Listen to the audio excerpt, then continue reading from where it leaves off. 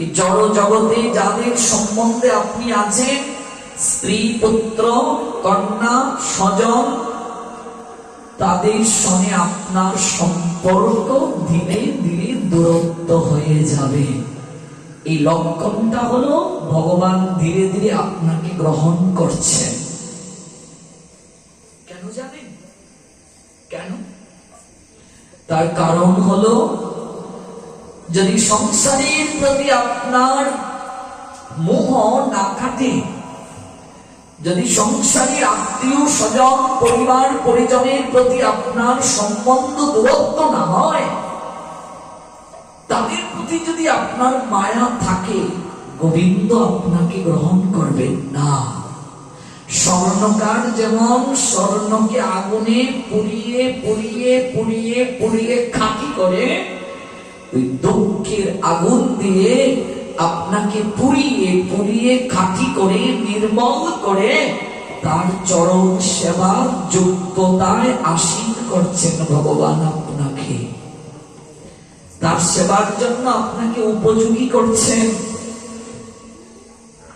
আপনি যত দিতে পারবেন সংসারকে ভালোবাসবে, একদিন দায়িত্ব পালন না করে দেখুন, ওরাও আপনাকে অনেক কথা শুনিয়ে দেবে। এটাই সংসার। যত দিতে পারবে তত আপনার জন, আর দিতে পারবে না, ভালোবাসবে না, কথা শুনিয়ে দেবে। একমাত্র সাধুগণী পরম বান্ধব, তারা এসে আমাদের হারানো সম্পর্কের কথা জানিয়ে দেয়, আমাদের মাঝে এই কথাগুলো জাগিয়ে দেয়, সম্বন্ধ স্থাপনের ব্যবস্থা করে দেয়। তারা এগর থেকে অঘরি ঘুরে বেড়ায়। কেন? তাদের স্বার্থ না, তাদের তো সংসার নেই, কোনো কিছু নেই। অর্থের স্বার্থ কি করবে তারা নিয়ে? তারা তো ভগবানের সেবার জন্য অর্থ দিলে সেই অর্থটা ভগবানের সেবাতেই লাগাবে। তাদের তো আর নিজের সুখ স্বাচ্ছন্দ্য আহ্লাদ নেই, পরিবার নেই, পরিজন নেই। তাদের কি, তাদের স্বার্থটা কি এক জায়গা থেকে আরেক জায়গায় ঘুরে বেড়ায়? তারা গোবিন্দের প্রতিনিধি, ভগবান পাঠিয়েছেন তাদেরকে, যাও। মহত্বের স্বভাব হয় তাড়িতে পামর, নিষ্কার্য নাই তবু যায় পরের ঘর। এই ঘর থেকে ওই ঘরে যাও, জাগাও, গিয়ে ঘুমন্ত মানুষকে জাগাও, যারা ঘুমিয়ে আছে ওদেরকে জাগাও, যারা মায়ায় কবলিত তাদেরকে জাগাও, যারা মায়ায় অপহৃত তাদেরকে জাগাও। যাও, এগর থেকে অগরে যাও, জাগাও গিয়ে। মহাপ্রভু যে ডাকছেন তাদেরকে সংবাদটা পৌঁছে দাও, তোমারে লইতে আমি হইন অবতার। গৌরহরি যে বলছেন কেঁদে কেঁদে, আমি বিনা বন্ধু আর কে আছে তোমার। যাও, এই সংবাদটা জানিয়ে আসো, তাদেরকে ভজনের শিক্ষা দিয়ে আসো। ভজন ব্যতীত দুঃখ দূর হবে না।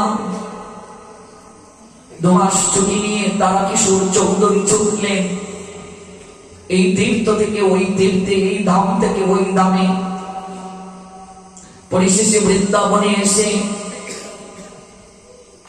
ওই স্বপ্নে যাকে তিনি দর্শন করলেন, যে তাকে ধমক দিয়েছিল উঠ চৌধুরী, তার সাক্ষাৎ পেলেন। এই তো সেই সাধু যাকে আমি স্বপ্নে দর্শন করেছি। নাম কি? রামদাস কাটিয়া বাবা, নেপাক সম্প্রদায়ের। এই তো সেই সাধু যাকে আমি দর্শন করেছি। চৌধুরী, আয় চৌধুরী, বস। আমি জানতাম তুই আসবি। অযাচিত কৃপা দেখুন কাকে বলে। কিন্তু এত শিক্ষিত বিচারপতি সহজে তো যাচাই না করে এই দেহ মন প্রাণ সমর্পণ করে দেওয়ার পাত্র তিনি নন। কয়েকদিন তিনি রইলেন বাবাজি মহারাজের আশ্রমে। বাবাজি মহারাজের আশ্রমে একটা গাভী ছিল। এই গাভীর গোবর দ্বারা গুমুট দেয়া হয়, তা দিয়েই রান্না করে রুটি, একটু সবজি, কখনো বা কেবল সিদ্ধ সবজি, কখনো বা আটার দলা সেকে বাবাজি মহারাজের একান্ত সেবক, যার নাম হলো গরিব দাস, ওই গরিব দাস বাবাজি মহারাজের সেবা করে। কথায় কথায় গরিব দাসকে বাবাজি অনেক বকুনি দেন, শাসন করেন।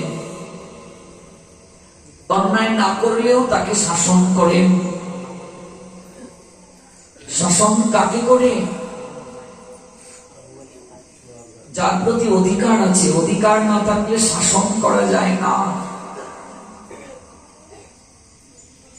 গুরুদেবের শাসন, বৈষ্ণবের শাসন আমার জীবনে আশীর্বাদ, মায়া দূর করার ঔষধ মনে করবে। শাসনটাকে যে গ্রহণ করতে পেরেছে তার জীবন ধন্য হয়ে গেছে, যে গ্রহণ করতে পারেনি তার জীবন বিপর্যস্ত হয়ে গেছে। বিচারপতি ভাবেন, এই কি, এই গরিব দাসকে তো মহারাজ দেখতে পারেন না, কোথায় কোথায় এত কটু বাক্য করেন, শাসন করেন। না না না, এটা অন্যায় করছেন তিনি। বিচারপতি তো এই পারমার্থিক জগতের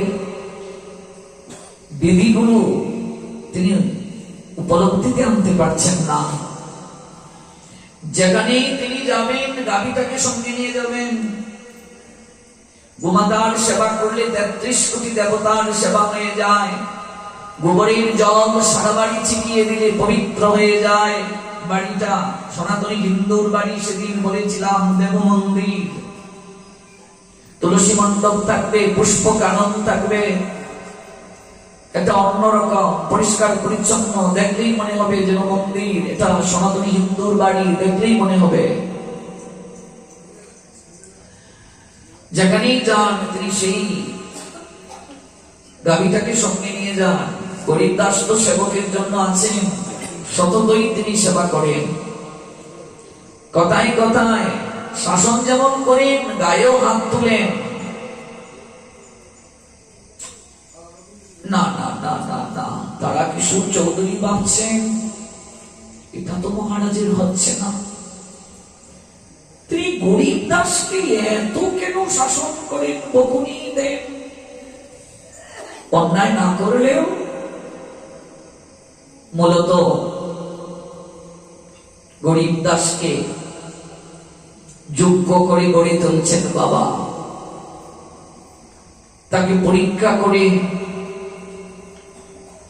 দেখছেন ভজন সম্পদ তাকে দেয়া যায় কিনা, দিলে সে রক্ষা করতে পারবে কিনা। শাসন তাকেই করা হয় যার প্রতি সবচেয়ে বেশি অধিকার, গায়ে তার হাত তোলা হয়। যার প্রতি সবচেয়ে বেশি অধিকার। আপনি রাস্তায় কাউকে কটু বাক্য বলতে পারবে, গায়ে হাত তুলতে পারবে? প্রশ্নই ওঠে না। জগদানন্দ পণ্ডিতকে মহাপ্রভু শাসন করলেন। সনাতন গোস্বামী গেলেন পুরী ধামে, সারা গায়ে কুণ্ডরসা। মহাপ্রভু বারবার তাকে আলিঙ্গন প্রদান করছেন। জগদানন্দ পণ্ডিত এটা সহ্য করতে পারছেন না। মহাপ্রভুকে তিনি অনেক ভালোবাসেন, তাই সনাতনকে নিবৃত্তে ডেকে বললেন, সনাতন, কাজটা তুমি মোটেও ভালো করছো না। এই যে তোমার গায়ে কি জানি কি হয়েছে, এই পুষ্পাসরা, দেখো পুষ বের হচ্ছে, এগুলো নিয়ে তুমি কেন এলে? যতবার মহাপ্রভু তোমায় দেখেন, তোমাকে আলিঙ্গন করেন, তোমাকে কাছে ডেকে নেন, আমার প্রভুর গায়ে যদি এটা ছড়িয়ে যায়, আমি তো এটা মানতে পারবো না। আর তুমি কি করে মানবে বলো? মহাপ্রভু স্বয়ং ভগবান, কিন্তু জগদানন্দের ভালোবাসাটা দেখুন। যদি প্রভুর গায়ে এটা ছড়িয়ে যায়, সনাতন মস্তকটা নত করে রইলেন। জগদানন্দ দাদা, আমার করণীয় কি? তুমি আগামীকালই নীলাচল ছেড়ে বৃন্দাবনে চলে যাও।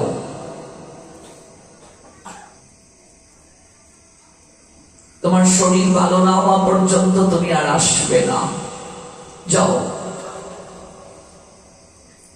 প্রাতকালে গিয়ে মহাপ্রভুর চরণে লুটিয়ে পড়ল সনাতন।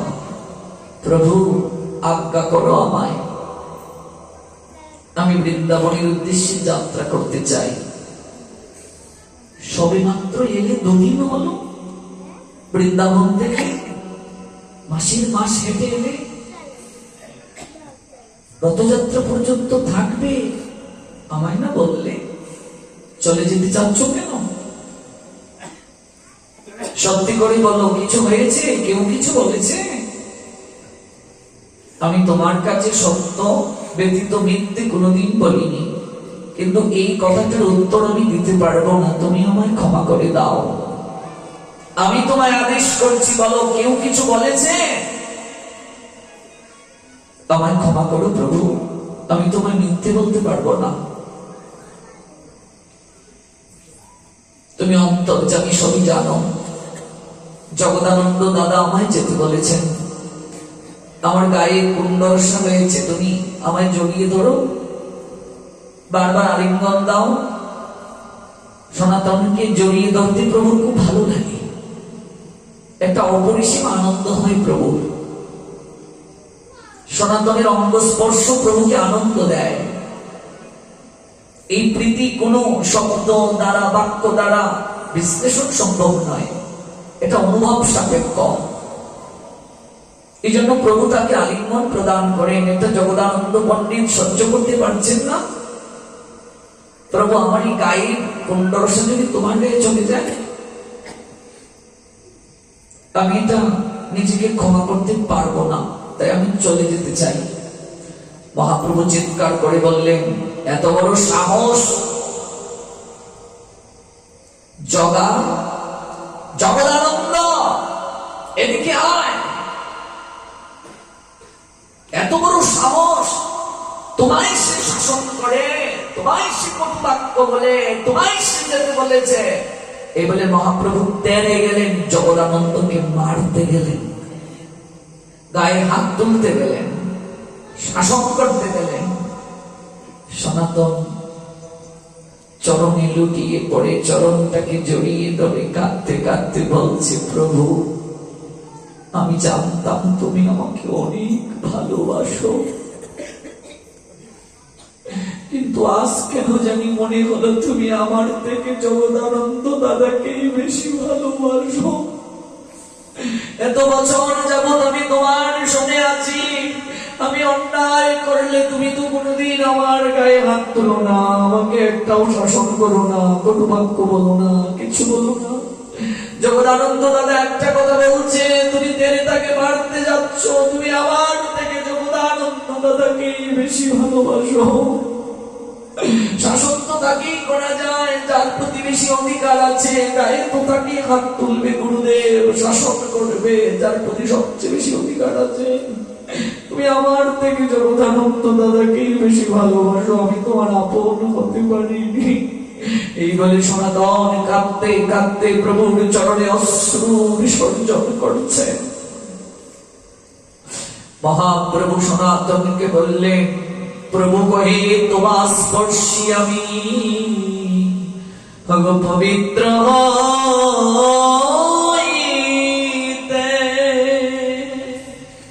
তোমার সমান কেহ নাই এই ত্রিভুবনেতে। আমি যে তোমায় স্পর্শ করি, আলিঙ্গন করি, আমি নিজে পবিত্র হওয়ার জন্য। চিন্তা করা যায়, কল্পনা করা যায়? ভক্তের মর্যাদা কত উপরে দিয়েছেন ভগবান। ভক্তের সমান ত্রিভুবনে আমার আর কেউ নাই, আর কেউ হতেও পারে না।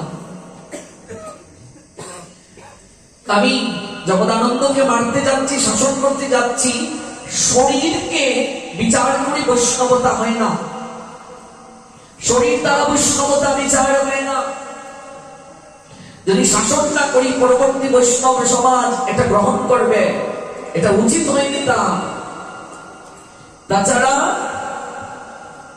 বৈষ্ণবের ভূষণ হলো মর্যাদা প্রদান করা, মর্যাদা লঙ্ঘন করলে নরকে যেতে হয়। তোমাকে এই কথা বলে সে সমীচিত কার্য করে নাই। প্রভু শাসন করলেন জগদানন্দকে, সনাতনকে যেতে দেন নাই। পরবর্তীতে সনাতন এই কুণ্ডরসা ভালো হচ্ছে না, মনির দুঃখে রথ যাত্রায় রথের চাকার নিচে প্রাণ বিসর্জনের সংকল্প করেছিলেন। সেটা আরেক লীলা। মহাপ্রভু সনাতনকে গিয়ে বলেছিলেন, এই দেহটা কি তোমার?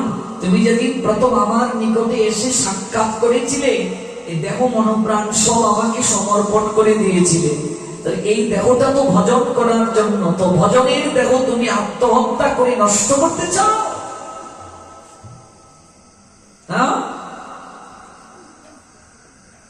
এই শরীর কেন তুমি প্রাপ্ত হলে? আজকাল দেখা যাবে আমরা কারো জন্য মরতে যাই। এই দেহ কি তোমার? ভগবান তোমাকে এই দেহ দিলেন অনিত্য জনের জন্য, তুমি দেহ নষ্ট করবে? এই জন্যই এরকম ব্যক্তির আত্মা কোথাও স্থান পায় না, ঘুরতে থাকে চারিদিকে, কোথাও স্থান পায় না, জল পায় না, তৃষ্ণায় কাতর হয়, ভোজন পায় না, কষ্ট পায়, চারিদিকে ঘুরতে থাকে। তুমি এই দেহ আমাকে দিয়েছ, এই দেহ দ্বারা জগতের কল্যাণের জন্য আমি তোমায় আদেশ করেছিলাম, এটা ভজনের দেহ,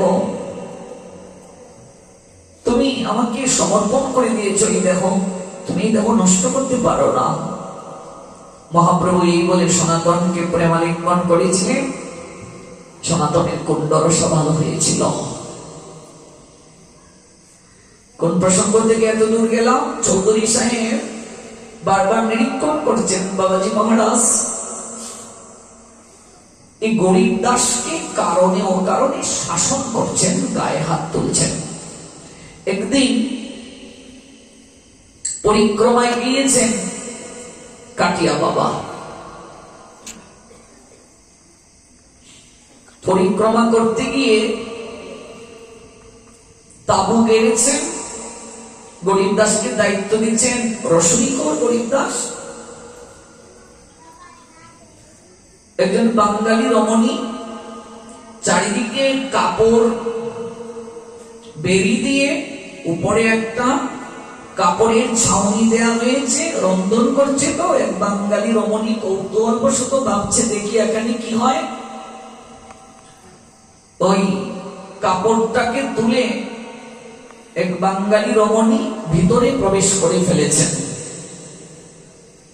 এই দৃশ্য দেখে কাটিয়া বাবা এতটা ক্রুদ্ধ হলেন, এসে জ্বলন্ত কাষ্ঠ দ্বারা গরিব দাসকে এমন মার শুরু করেছেন, মাটির হাড়িটা ভেঙে দিয়েছেন। অসতর্ক হয়ে তুই রন্ধন করছিস, একজন প্রবেশ করলো কি করে? ভোগ মন্দিরে সবার প্রবেশের অধিকার নেই।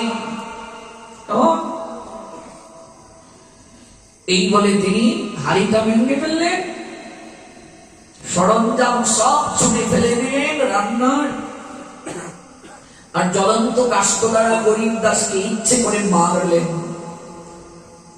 বিচারপতি চৌধুরী তারা কিশোর সব দেখে বলছেন, না না না, এখান থেকে দীক্ষা নেওয়া যায় না। তিনি সুবিচারক নন, এই জন্য এত মার কেউ কাউকে দিতে পারে, এটা উচিত হয়নি তার। গরিব দাস সযতনে আবার সকল কিছুকে তুলে বিসর্জন দিয়ে নতুন পাত্র দ্বারা রন্ধন বসালো। রুটি করবে আর একটু সবজি, রুটি সবজি করলো। 2 ঘন্টা দেরি হয়ে গেছে। গুরুদেবকে সেবা করালো। গুরুদেব বিশ্রামে গিয়েছেন, কুটিরে এসে একটু ঘি গুরুদেবের চরণে মালিশ করে দিচ্ছে পরিক্রমায়। চরণ একেবারে ফেটে গিয়েছে, কত কাটা বিদ্ধ হয়েছে, ঘা হয়ে গেছে। আর ঝরঝর করে চোখ থেকে জল ঝরছে গরিব দাসের। কিরে, কাঁদছিস কেন? মেরেছি বলে? গরিব দাস এই দিন আহারও করেননি। যে রুটি সবজি রেখেছিলেন নিজের জন্য, গুরুদেব গ্রহণ করার পর বলছেন, কিরে আর একটু প্রসাদ নিয়ে আয় তো। যা ছিল নিজের ভাগের সেটাও গুরুদেবকে দিয়ে দিয়েছেন। তো খেতে পারিসনি বলে কাঁদছিস?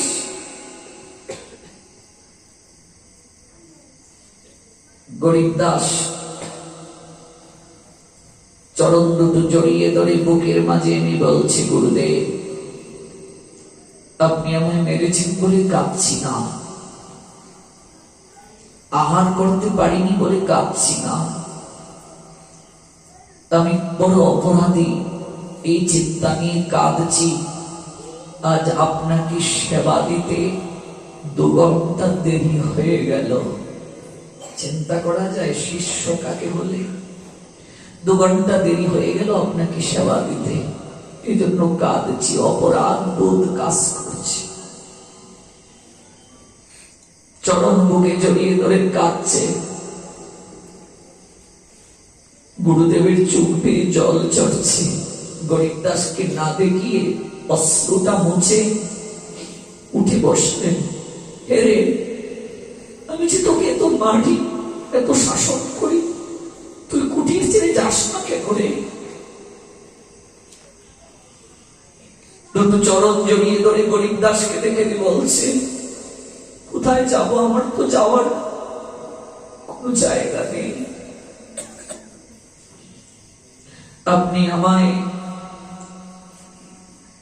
জীবনের উদ্দেশ্য কি জানিয়েছেন, ভজন কি শিখিয়েছেন, নাম কি, ধাম কি, কোনো কিছুই তো আমি জানতাম না। সকল কিছু জানিয়েছেন, বুঝিয়েছেন।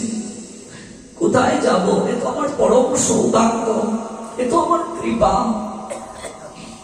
সেদিন থেকে বাবা আলিঙ্গন দিলেন গরিব দাসকে, আর কোনদিন একটা কটু বাক্য বলেননি। পরে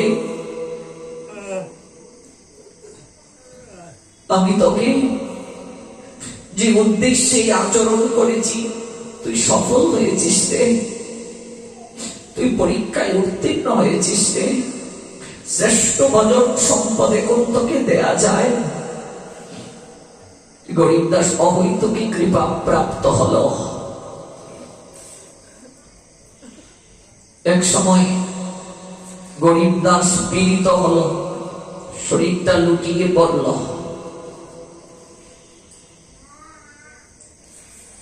রামদাস কাটিয়া বাবা গরিব দাসের মস্তকের পাশে গিয়ে বসলেন, ললাটে হাতটা রেখে বললেন, কিরে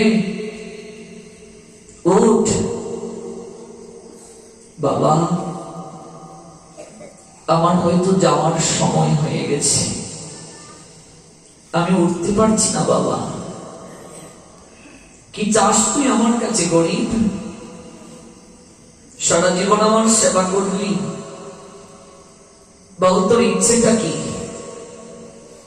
কি চাস? গরিব দাস উত্তর দিল, বাবা আপনার ডান চরণটা আমার বুকের মাঝে একটু রাখবে বাবা। অন্তিমকালে এর থেকে আমার আর শ্রেষ্ঠ প্রাপ্তি, শ্রেষ্ঠ চাওয়া কিছু হতে পারে না। এই ডান চরণটা একটু বুকের মাঝে রাখবে। গুরুদেব ডান চরণটা গরিব দাসের বক্ষের মাঝে রাখলেন। আমার আরেকটা ইচ্ছে ছিল বাবা, একটু রাধা শ্যাম সুন্দরের যুগল রূপটা তুমি আমায় দেখিয়ে দিতে পারবে বাবা। আমি নিশ্চিন্তে এই রূপ দেখে অনন্তকালের জন্য ঘুমাতে চাই। একটু রাধা শ্যাম সুন্দরীর রূপটা আমায় দর্শন করিয়ে দাও না বাবা, তোমার সেই সামর্থ্য আছে, আমায় একটু দর্শন করিয়ে দাও, আমি এই রূপ দর্শন করে নিশ্চিন্তে ঘুমাতে যাই, কেন আমার আর কোনদিন ঘুম না ভাঙে। একটু উজ্জ্বল রূপ আমায় দর্শন করিয়ে যদি দিতে পারো, আমি নিশ্চিন্তে যাত্রা করব, আমি নিশ্চিন্তে ঘুমিয়ে যাবো। রে গরিব, এই দেখ, শুধু রাই কানু নয়, অষ্ট সখী পরিবেষ্টিত রূপ আমি তোকে দর্শন করিয়ে দিচ্ছি। নিশ্চিন্তে ঘুমা, নিশ্চিন্তে যাত্রা কর, তোর নিথর দেহ থাকুক, আর তুই নিত্য সেবায় গমন করবে। এই হলো কৃপা, এই হলো ভজনের শক্তি, এই হলো ভজন দ্বারা দুঃখ দূর হওয়া। তারা কিশোর চৌধুরী সেদিন লুটিয়ে পড়েছিলেন রামদাস কাটিয়া বাবার চরণে। আমি যে বিচার করি, এই বিচার আর পরমার্থ জগতের বিচার এক নয়, আমি বুঝতে পারিনি, আমি অনুভব করতে পারিনি। লুটিয়ে পড়লেন, লুটিয়ে পড়লেন তিনি। এই যে সংসার ত্যাগ করে এলেন, সকল কিছু জলাঞ্জলি দিয়ে একটা ধুতি আর বলবস্ত্র নিয়ে কলকাতা থেকে মধুময় বৃন্দাবনে তিনি চলে এসেছিলেন। এই তারা কিশোর চৌধুরী পরবর্তীতে হলেন সন্ত দাস কাটিয়া বাবা, নিম্বাক সম্প্রদায়ের অন্যতম এক আচার্য। এত বড় সাধক হয়েছিলেন, কল্পনাও করতে পারবে না। এত বড় সাধক হয়েছিলেন। একটা উদাহরণ দিচ্ছি, বিষয়টা পরিষ্কার হয়ে যাবে। প্রয়াগে